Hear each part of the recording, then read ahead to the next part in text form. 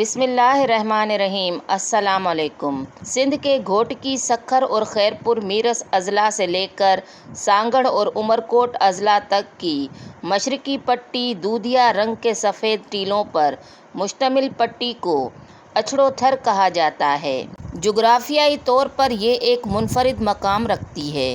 اس کے ایک طرف مشرق میں ہندوستان کی سرحدیں ہیں تو دوسری طرف مغرب میں فطری گونا گوئی سے مالا مال نارا ویلی۔ یہی وجہ ہے کہ یہ خطہ دنیا کے منفرد ایکو ریجن میں سے ایک ہے۔ اچھڑو تھر کے مغرب میں نارا وادی ساتھ ساتھ چلتی ہے، جہاں کئی جھیلیں، سفید ٹیلے، ہرے بھرے کھیت اور کئی اقسام کے جانور، پودے اور چرند پرند ملتے ہیں جو اچھڑو تھر کے ساتھ ساتھ پائے جاتے ہیں۔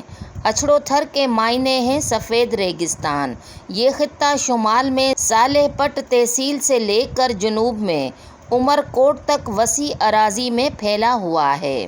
چھوٹے چھوٹے ٹیلوں اور تنگ زمینی پٹیوں پر مشتمل یہ علاقہ کئی سالوں سے نظر انداز کیا جا رہا ہے، جبکہ قحط اور خشک سالی کی صورتحال پورے تھر میں جنم لیتی ہے تو ملکی سیاستدان، بیوروکریسی اور میڈیا کی توجہ تھرپارکر والا تھر بنا ہوتا ہے، جہاں پھر بھی سڑکیں، اسکول، بجلی اور پینے کی پانی کی سہولیات کسی حد تک موجود ہیں، لیکن یہاں اچھڑو تھر میں تو ویرانی ہی ویرانی ہوتی ہے جو کسی کو نظر نہیں آتی۔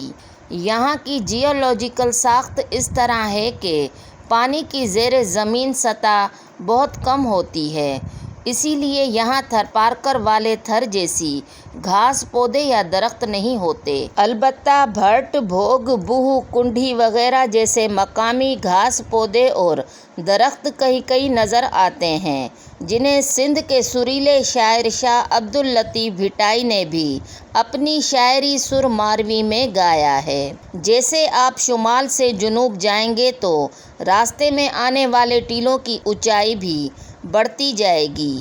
یہاں دور دور تک آپ کو آبادی نظر نہیں آئے گی، لیکن مال مویشی ٹولیوں کی شکل میں چرتے ہوئے ملیں گے۔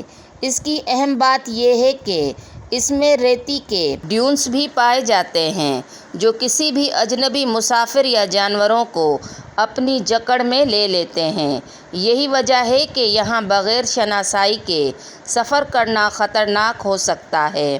پہلے یہاں تلور، ہرن، بٹیر وغیرہ بڑی وافر مقدار میں ملتے تھے، لیکن عرب شہزادوں کی آمد، مقامی وڈیروں اور سیاستدانوں کے شوق نے انہیں تقریباً ناپید کر دیا ہے۔ رات کی چاندنی میں چمکتی ہوئی ریتی پر دور کہیں آپ کو جیپوں کی آوازیں اور سرچ لائٹوں کی تیز روشنیاں نظر آئیں تو آپ سمجھیں گے کہ شہر ناآشنا سا ہے، لیکن اصل میں یہ شکاری ہوتے ہیں جو ہرنوں کی تلاش میں مارے مارے پھرتے ہیں۔ اگر کوئی ہرن ہتھے چڑھ گیا تو اس کی خیر نہیں۔ دراصل جب ہرن رک کر چلتی ہوئی بتیوں کو دیکھتا ہے تو تیز سرچ لائٹوں میں سے اس کی آنکھیں چندیا جاتی ہیں۔ یوں وہ اپنی بصارت کچھ دیر کے لیے کھو بیٹھتا ہے اور بھری بندوق کی گولی اس کے جسم میں پیوست ہو جاتی ہے۔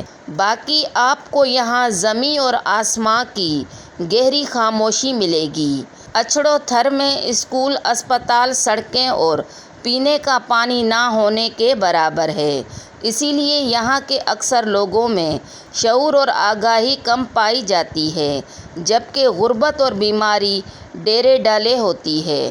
اب سے کچھ سال پہلے پنو عاقل چھاونی سے لے کر چھور چھاونی تک سڑک تعمیر کی گئی ہے، جو یہاں کی مواصلات کا کل اثاثہ ہے۔ باقی 4x4 جیپیں، اونٹ اور گدھے سفید ریتی کو چیرتے ہوئے سواری اٹھاتے ہوئے نظر آئیں گے، جن میں سفید میلی پگڑیاں باندھے ہوئے مرد اور گج پہنی ہوئی عورتیں جانوروں کی طرح لدی ہوئی پائیں گے۔ یہاں زیادہ تر خوبصورت ڈھاٹکی لہجے والی سندھی بولی جاتی ہے، جس کے لوک گیت سننے والے کے اندر کی تار چھیڑ دیتے ہیں۔ یہ خطہ جغرافیائی طور پر ڈھاٹ کا علاقہ کہلاتا ہے، جہاں کی ڈھاٹی نسل کی اونٹنی صحرا میں تیز رفتاری کی وجہ سے بڑی مشہور رہی ہے۔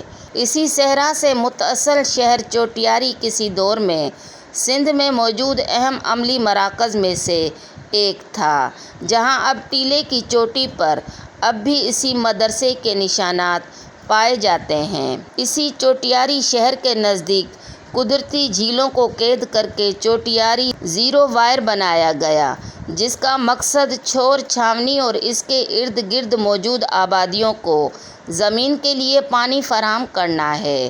لیکن ماحولیاتی تبدیلیوں اور کچھ سالوں سے برسات کم ہونے کی وجہ سے یہ ریزروائر بھی مؤثر ثابت نہ ہو سکا۔